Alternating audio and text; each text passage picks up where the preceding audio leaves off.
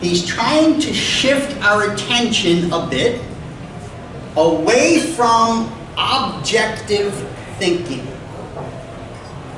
Black, white, right, wrong, good, bad. He's not denying that, not at all. It's still there, it's still true, Thomas Aquinas is still great, etc. But he's trying to get us to see that when it comes to real life, there's also a subjective side. Think of the difference this way, the difference between your mind and your heart. Now, I'm not talking about the difference between thought and emotion, not that. But your mind thinks a certain way. Look at the menu. Figure it out. This looks good. That's my mind. It's objective. It's right there. What does your heart say? I don't mean your cardiologist, because none of it's good for that.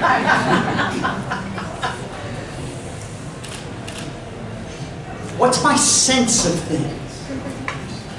What do I love about wings? Whatever you read.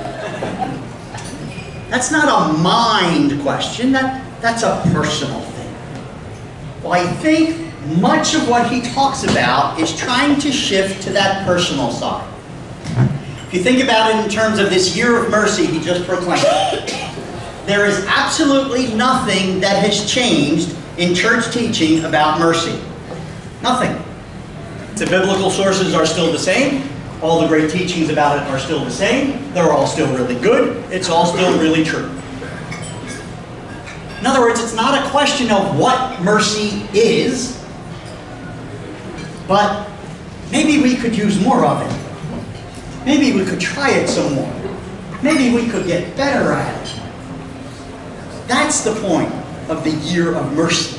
To experience it and to show it. And his vision emphasizes the personal before the doctrinal. He's right to shift it back and to try to get us to shift, to look at the person first.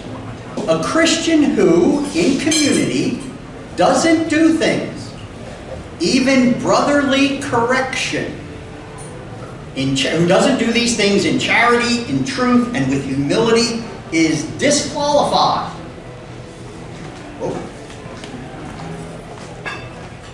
Because he has not managed to become a mature Christian. We become mature. We have to become mature. Doing something wrong is one thing. Living in a certain, call it lifestyle, condition, whatever, is a different thing, morally speaking. Why? Because the doing something wrong, this goes back to what Pope Francis was talking about, that's something I'm usually sorry about. And I want to change. Otherwise, I wouldn't think it's a big deal. I say I'm sorry. You say I forgive you, hopefully. And I usually follow that up with, and I won't do it again, or try not to.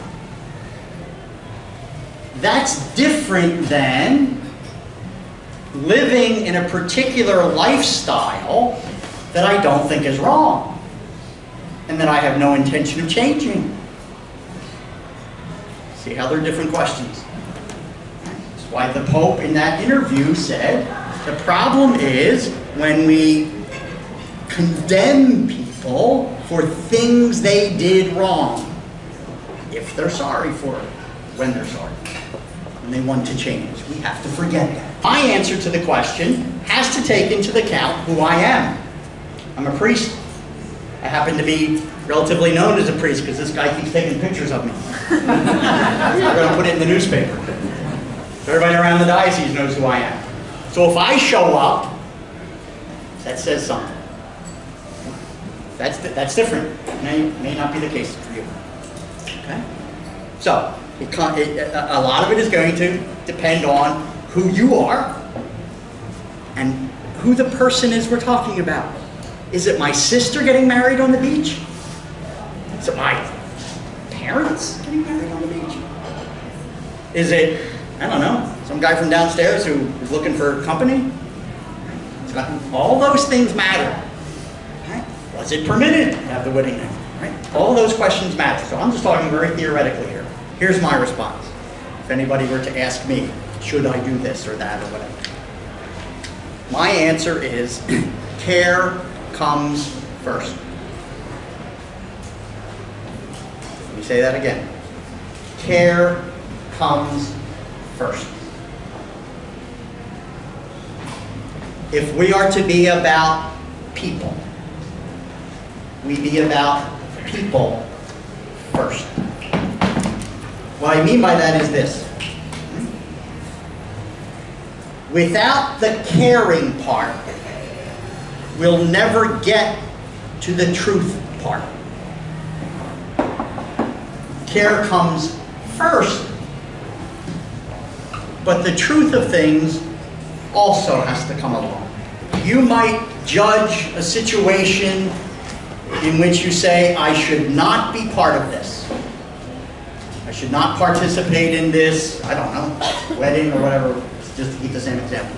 I should not go. You may come to that conclusion, but you gotta care first. Does the person know why you're not coming? Does the person know that you still care about him or her? Did you still send a card? Or better yet, a gift? Caring comes first. To judge without caring won't change a thing. But the flip side is true.